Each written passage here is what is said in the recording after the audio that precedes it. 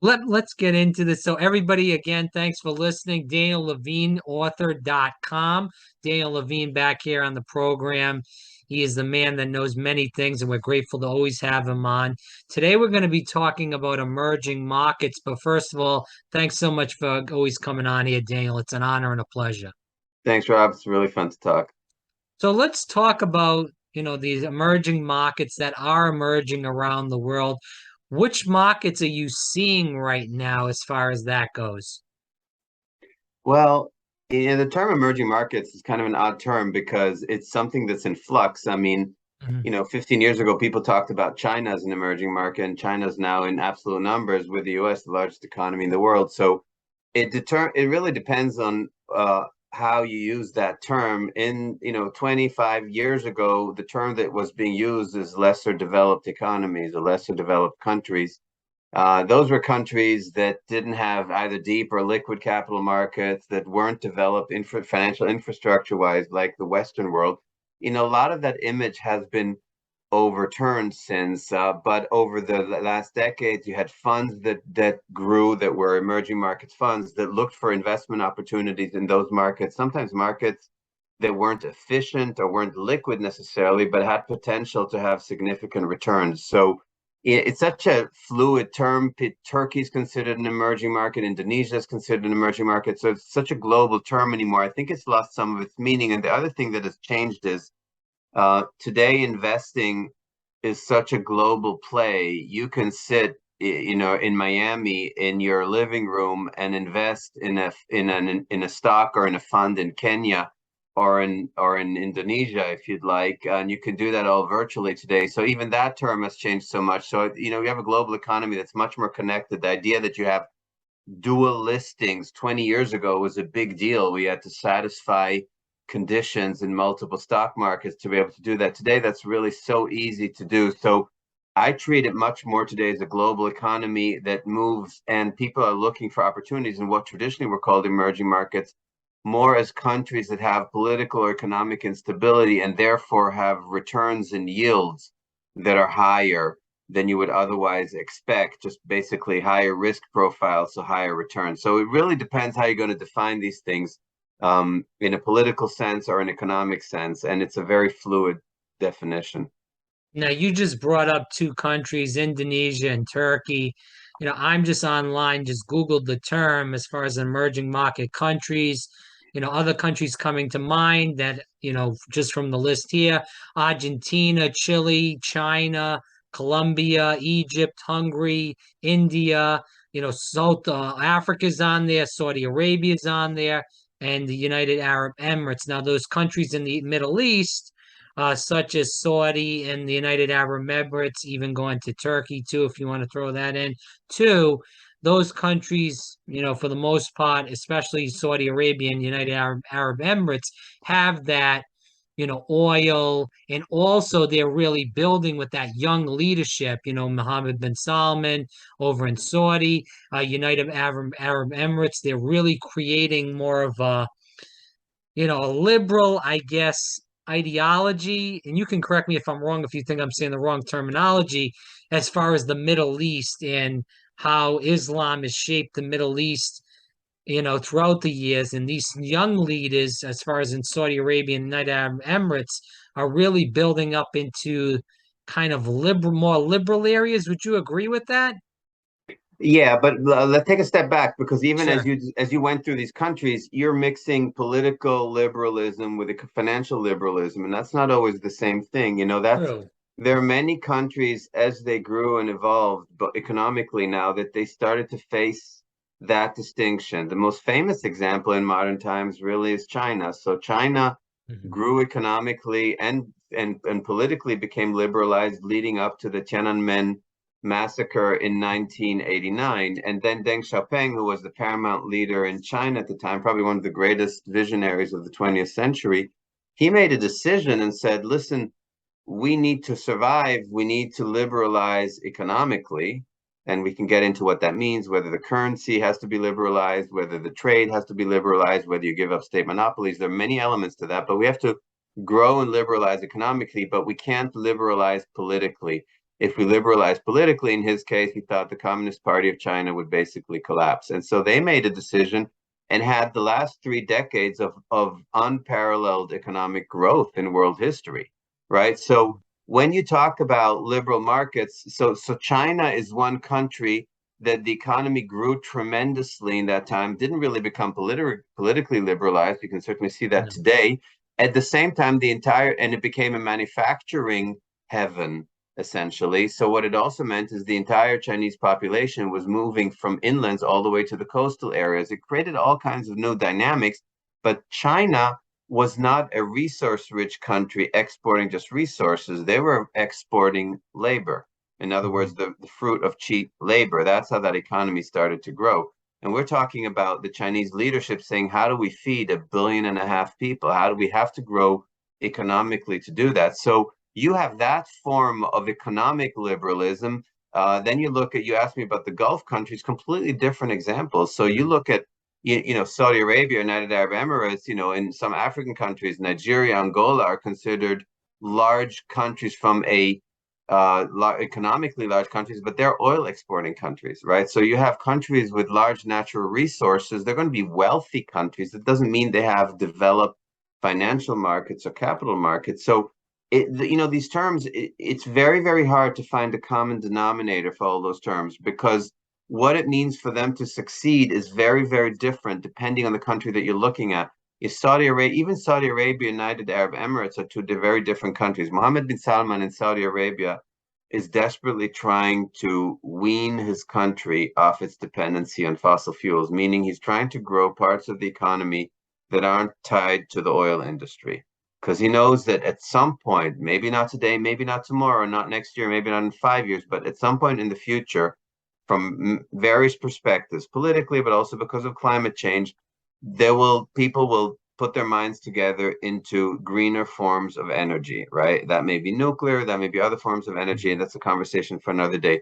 In which case, the relevance and importance of a country like Saudi Arabia, which still has obviously a huge amount of the global oil production, especially cheap oil, because it's a very sweet crude and it's very easy to refine in that sense.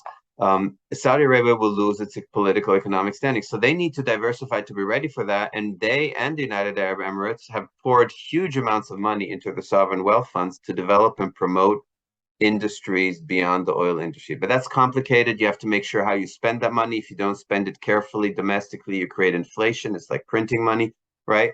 But they've been relatively successful compared to, let's say, many oil producing countries in Africa, such as Nigeria, such as Angola, as two examples, right? That haven't been that successful in diversifying away and also in fighting the corruption that came with the oil industry. But those are all emerging markets, all the so-called BRICS, the BRICS, BRICS, okay? So we're talking Russia, China, Brazil, India, South Africa, right? Those are the so-called BRICS countries. They're all considered emerging markets, Brazil, but those are giant economies, but they're emerging in the sense because we've looked at it with a Western eye.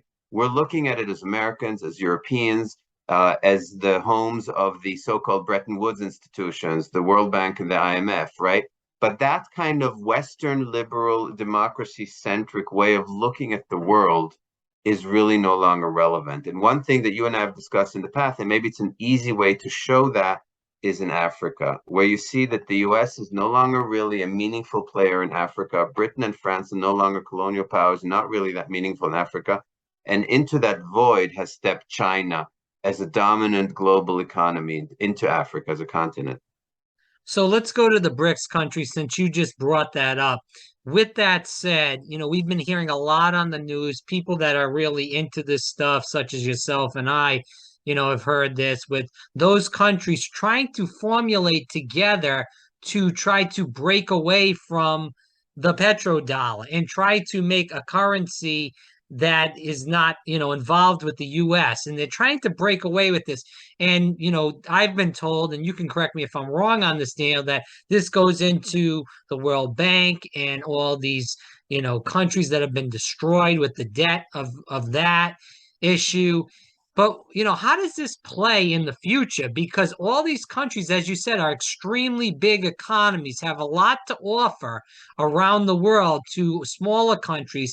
And if the US influence is not there, they're going to be really hurting, and they're, taking themselves off the world stage, and these other countries are really stepping in. And it seems like they're going to rule the 21st, 22nd century of the world.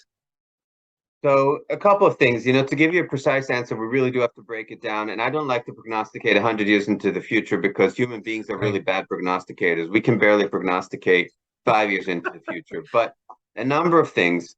The BRIC countries were an attempt, in fact, to break up the Western, especially the US hegemony in global financial development. And it in part was a reaction to the Bretton Woods institutions, World Bank and IMF, in terms of how they dominated the development of emerging markets, and especially the IMF that used to impose very severe conditions on country to develop.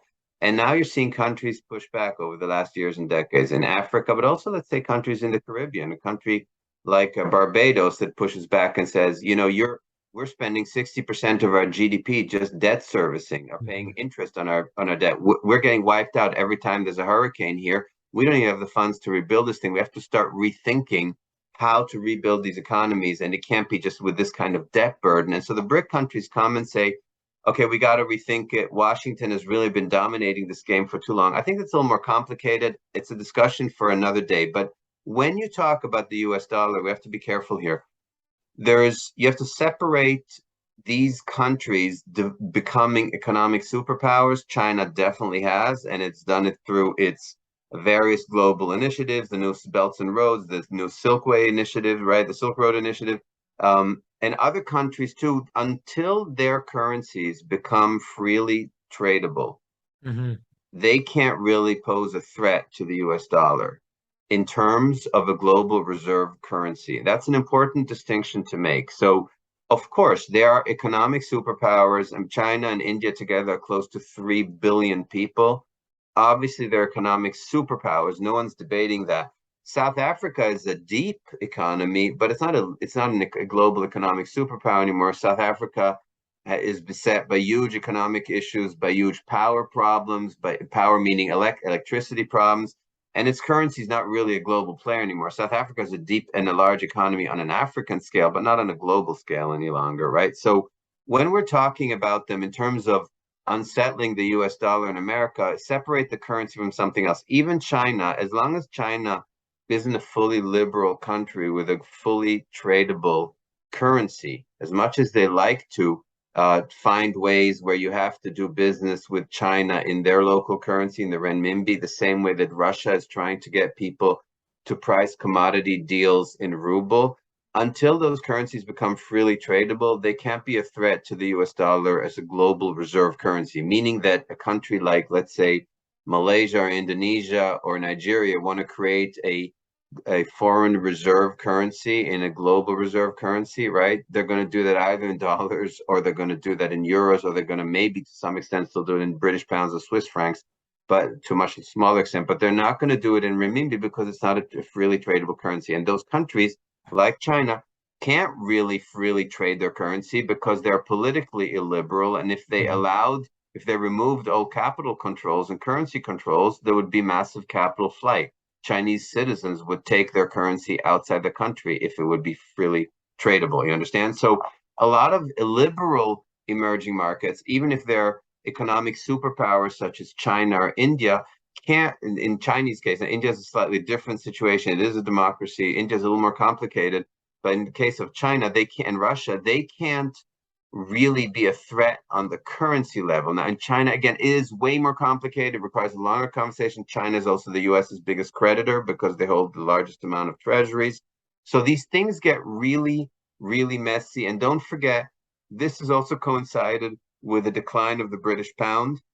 Right now, the euro is on parity 1-to-1 with the US dollar. Now, that may help the dollar globally as a strong reserve currency, but at the same time, that strength of the US dollar also hurts American exporters, because buying American goods, whatever that may be, industrial goods, services, whatever it is, costs a lot more today than it cost a year or so ago because the dollar is that strong. So I'm just you really have to frame this question properly. I think Mm. Africa is a good way to see the shift in superpowers. You know, in the up until the 1960s, you had the colonial powers, primarily Britain, France, Portugal, Spain to a much smaller degree, Italy to a much smaller degree, with really dominating that the continent, Germany and Southwest Africa, what is today Namibia, to a much smaller degree. Then replaced with in these younger African countries that emerged in independence in the 1960s, late 50s, 1960s. Then you have the transition where the US, as the global superpower emerging victoriously from the Cold War, was kind of asleep at the wheel, didn't really pay enough attention to Africa, all the way to today's administrations. It doesn't matter, Republican or Democrats, didn't pay enough attention. And as they didn't pay enough attention, they used the World Bank and the IMF to impose really strict conditions on rebuilding those economies. And they created conditions that the African populations found too cumbersome. And they were very willing to open the doors to China that came in and said, hey, we're going to lend you money without any political conditions. You don't have to reform your political systems, your financial markets. All you got to do is take these loans from us. We'll give you the loans. We're going to build your infrastructure, no conditions whatsoever. We're going to ask for your natural resources, right? Whether it's those are rare earths or whether those are uh, obviously fossil fuels and so on. And that has created, and the US has not paid enough attention to that, even as far back as 10 years ago. There's a lot of arrogance among American diplomats in Africa. I've met many over the years who kind of smiled at the idea that China would ever supplant the US in the African continent. And now you look around and the China is very clearly the dominant global superpower in Africa. So shifting the conversation to that, it's not through the strength of Chinese currency. It's because it isn't, in fact, strong. Sometimes these deals are all priced in dollars, but it's through the economic presence and China's willingness to step into a place where the US and Western Europe was no longer active.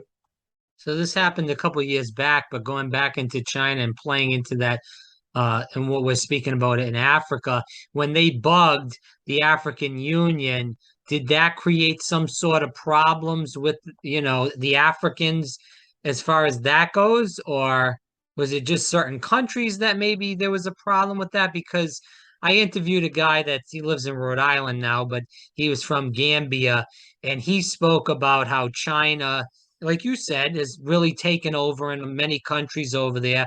But a lot of people in those countries who are very supportive toward China, because, like you said, they did really help them out with all these loans. But now they're kind of ticked off with, slowly what they're doing with the earth minerals, and also what they've done with, the African Union. This is stuff that's been slowly building up over time. So how is that playing out right now? Does the US have a chance, because China's maybe slipped up and made a few mistakes in the past few years, to maybe come and gain a little bit more ground? So you're referring to the China ended up building the new headquarters of the African Union in Right. Ethiopia, in the capital of Ethiopia, in Addis Ababa. And what they did is they installed basically listening devices in key spots in it, when they were discovered, it created a lot of backlash. Now, this is the mistake that superpowers, this is the kind of mistake that superpowers make. So you have to think of these things as cyclical, right? Just the same way that African countries got tired of their colonial powers and got rid of them, right? And basically through their Mhm. independence struggles.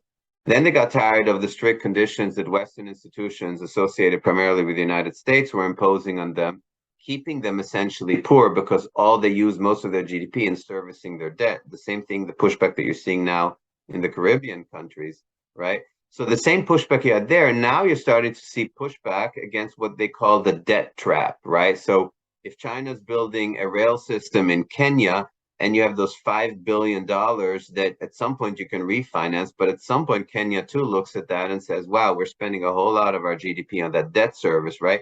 And Mhm. you're seeing Chinese behavior where if you have politicians who caution against that, they're considered enemies of the state by China, the same way you saw it in Australia and in the South Pacific. Now you're going to start seeing some pushback against Chinese behavior. Superpowers behave as superpowers do, and China's behaving no different than other superpowers. But I will say one thing, and that distinguishes China and Africa. They have made mistakes.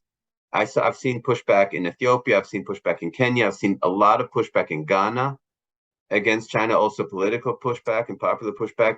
But what you do see in China is that China has not been shy about marking a presence. When you go to many African countries today, it's not that you just have some diplomats and some consular officers like the US has, and here or there a company that's active. China, when they are active in a country, really have what we call a retail presence. In other words, you really have Chinese population that works there, that works in the mines. Sometimes you have pushback. You saw it in Zambia, where there were mining deaths in mines that were operated by Chinese state-owned companies, and then you had demonstrations against the Chinese. And so it creates a momentary crisis.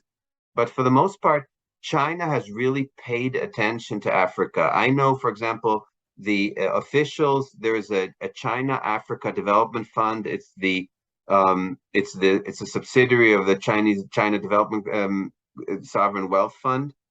They have officials and representatives who are extremely familiar with Africa. They send their people there. They really go there themselves.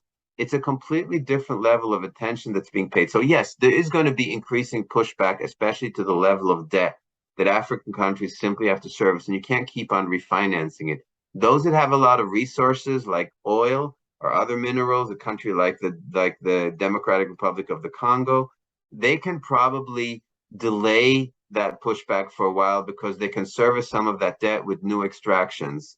But other countries can't really afford to do that. So you're going to see increasing political pushback to the amount of debt that is owed. And then you're going to have a similar reaction to China as African countries have had to the West, to America, and to World Bank and IMF. The only difference there is that China never interferes in the political affairs of these countries. It's a very I'm not talking about Taiwan now, which China considers part of China. I'm talking about if China is active in Kenya, the president of Kenya has a corruption scandal, or this is hypothetical only, or a murder trial of one of his aides, just for argument's sake, and it's not meant not specifically for Kenya, but some of these things happen in the Western world, also through Western media. There's always a rush to write editorials for a Secretary of State to say, we condemn that, we believe corruption is wrong, all those things. China never makes those statements. They have a very disciplined way of what they call non-interference in another country's internal affairs. So that buys you some goodwill among the political class in these countries. So China is able to entrench its positions in those countries a lot more. And I really do believe the US was really drunk with its victory from the Cold War in the late 80s. They really believed that it emerged as what we call G1 world, only one global superpower, and was asleep at the rise of China. Yes, economically, everyone knew it, but everyone looked at China still as the sick child of the 20th century, the country where hundreds of millions of children were still starving, and didn't really pay enough attention to how smart now. There's a caveat to that, because the current president of China has changed his colors. Until now, China was on an international playing field, always very humble in the sense that they didn't flex their muscles. Current president China is starting to do that even beyond Chinese borders, even beyond Taiwan. So now you see Xi Jinping flex his muscles. You have a Chinese naval base in Djibouti. There are negotiations with Equatorial Guinea, which is a large oil-producing country again. And the US is starting to pay attention to that, saying, hey, we may need to really up our game a little bit in Africa so we don't cede ground. But for the last 15 years, the US has been asleep. Even in the 90s, when I spent a lot of time in certain African countries, especially in Southern Africa, I started seeing an increase of Chinese advisors and an increase of Chinese state-owned enterprises there that were doing all kinds of services, building roads. And I would talk to American diplomats and say, I think you guys need to pay attention to this, because they're stepping into a vacuum that the US is not filling. And people would just smile at me and say, oh man, we're not going to live to see the day that China is going to be a meaningful international player. And it's 25 years later today, it turns out it would have been smart to pay a little bit more attention to that. I got another question on this topic with the last two questions, but let's just go into this because you were just speaking about this. This is an audience question. Again, people listening, DanielLevineAuthor.com. Definitely check out the book and also the many other interviews that he has on that website. Daniel, let's go into this. Nancy Pelosi is talking about going to Taiwan. Everybody's and their brother is saying that's not a good idea. Please don't do this. You're really going to be pushing China to do something there. What would be your advice? You've dealt with a lot of these people in the government. You've talked to a lot of people in general that are in these positions. Would you tell Nancy Pelosi, pump the brakes on this? This is not a good idea. Would you say, let's just push China to the limit right now? Yeah, I think I'll give you a real. This is an easy one for me. What she's doing is unbelievably reckless and irresponsible, in my opinion. There's no upside to that. Her visit, if she may end up canceling it because her aides have been told, including by the White House, don't do this. What she's doing is so reckless and irresponsible just for the sake of a photo op to act like she's on the side of freedom. Taiwan's really complicated. Taiwan's history is complicated. That's a conversation really also for another time. How Taiwan was founded by Yeah. by Chiang Kai-shek, the Generalissimo, who fled there when he lost to Mao to the communist troops. And China and Taiwan was a right-wing government way until into the 70s. Taiwan was occupied by the Japanese from 1895 until the Second World War. Whether it's historically China or not, this is a conversation for another day. But China has a legitimate claim that this is one part of China. And the US has had a policy saying a one China policy. US can continue to support Taiwan also militarily, but is not going to recognize an independent country, right? That has kept a balance with China that has worked pretty well. So now Nancy Pelosi goes there to inflame it, to act like we should recognize Taiwan as an independent state, which for the Chinese is in fact a red line. And when they say red line, they mean red line. Not unlike President Obama and his red line in Syria. When they say red line, it is a red line, and it is absolutely reasonable. And I talk to on a daily basis tell me that it's now a real possibility there will be a military escalation over Taiwan, where China could even as much as invade Taiwan. And so then I asked Nancy Pelosi, are you going to send the American Pacific Fleet? We're going to fight a war and lose American soldiers over defending Taiwan. Why would you ever escalate something like that? It's an island that China has a claim. It's off the coast of China. Irrespective of how you feel about it, this idea that we are kind of defenders of liberty all over the world, when we have skeletons in our own closet when it comes to liberty, including freedom of our own population, right? And look at the history of the US and how the territory was gained. You want to have a conversation with Mexico over California, over parts of Texas? You shouldn't be throwing these rocks. And what she's doing is so irresponsible. I have absolutely no, this is not a political statement. It's not a right or left, a Democrat, blue or red, Democrat or Republican. It's absolutely irresponsible. The same goes for Republicans who feel the need to constantly talk about Taiwan as if it's their battle. So I ask them, if there's an escalation over Taiwan, let's say China invades Taiwan, let's say there's a nuclear possible escalation there. You're going to risk a global world war over Taiwan? Is that in the US's interest? So these actions, is to me unforgivable what she's doing. It's so reckless for the sake of having a photo opportunity, of giving a press conference, acting like you're defending someone's rights. I think that is so completely unacceptable. There's really no way to justify this unless. And by the way, just a little parenthesis here. I'm in touch with Taiwanese politicians, including nationalist politicians, who say they wish she didn't do it, but they can't publicly come out and tell her not to do it because then they're worried about losing financial support in Congress. Because the last thing the Taiwanese want is to provoke a Chinese invasion too. So there's really absolutely no way to justify it. But that's what happens when they look at politics as an art of performance and no longer as something that has to be effective. Because this is what Congress has really become to. It's just a bunch of performers at this point, no longer dealing with actual policy, in particular policy that serves U.S. interests. Yeah, it's a total joke in general. I just want to capitalize off, and then I promise I'll go to that last audience question. But just quickly about the Biden administration and what's going on as far as what they're doing in Ukraine, China. And we've done a lot of, conversations on Ukraine and Russia in general. But just what do you think is going on with the administration as far as, with Ukraine, with China? It seems like they're making a lot of bad decisions as far as, the leadership on the world stage. Not that we had great decisions under Trump or even Obama, but it seems like the administration under Biden, as far as being a leader on the world stage, has been really horrific in not even 2 years. I think Biden is probably better suited to providing global leadership than certainly past administrations, both Trump and Obama also, who are more isolationist, trying to pull back the US from a global stage. Hmm. Biden still, though, obviously, he's a guy approaching 80 years old, probably not the same degree of sharpness that he had 10 years ago. And I will say on China is a bigger discussion. I just voiced my views on Pelosi's visit to Taiwan. I think when it comes to Ukraine, Biden's actually been playing it pretty smart because for the U.S., the Ukraine is not about Ukraine.